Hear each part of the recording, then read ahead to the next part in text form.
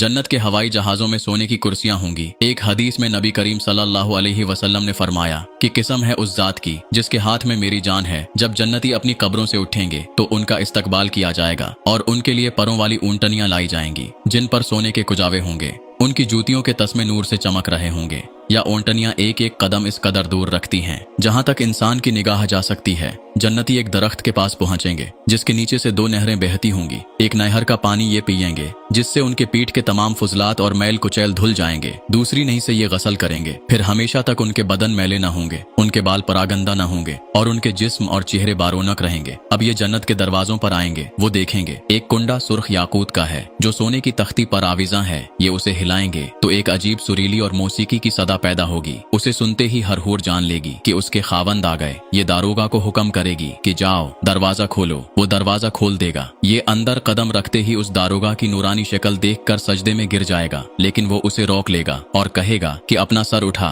कि मैं तो तेरा मातहत हूँ, और उसे अपने साथ ले चलेगा। जब ये उस दर याकूत के खेमे के पास पहुंचेगा जहाँ उसकी हूर है, वो बेताब दौड़ के खेमे से बाहर आ जाएगी और बगल गिर होकर कहेगी कि तुम मेरे महबूब हो और मैं तुम्हारी चाहने वाली हूँ। मैं यहाँ हमेशा रहने वाली हूँ, मरूंगी नहीं। मैं नेमतों वाली हूँ, फक्र व मोहताजी से दूर हूँ। मैं आपसे हमेशा राजी खुश रहूंगी। मैं कभी नाराज नहीं होंगी। मैं हमेशा आपकी खिदमत में हाजिर रहने वाली हूँ। मैं कभी इधर उधर नहीं होंगी, न नाराज रहने वाली हूँ। कभी इधर उधर फिरूंगी नहीं। फिर ये घर में जाएगा जिसकी छत फर्श से 1,00,000 हाथ बुलंद होगी। उसकी कुल दीवारें किस्म किस्म के और रंग बरंग मोतियों की होंगी। उस घर में 70 तख्त होंगे और हर तख्त पर 70 जोड़े होंगे और उन सब हलों के नीचे से उनकी पिंडली का गूदा नजर आता होगा। उनके एक जमा का अंदाज एक पूरी रात का होगा। उनके बागों और मकानों के नीचे नहरें बह रही होंगी जिनका पानी कभी बदबूदार नहीं होता। साफ शिफाफ मोती जैसा पानी है। और दूध की नहरें होंगी जिसका मजा कभी नहीं बदलता, जो दूध किसी जानवर के थनों से नहीं निकलता। और शराब की नहरें होंगी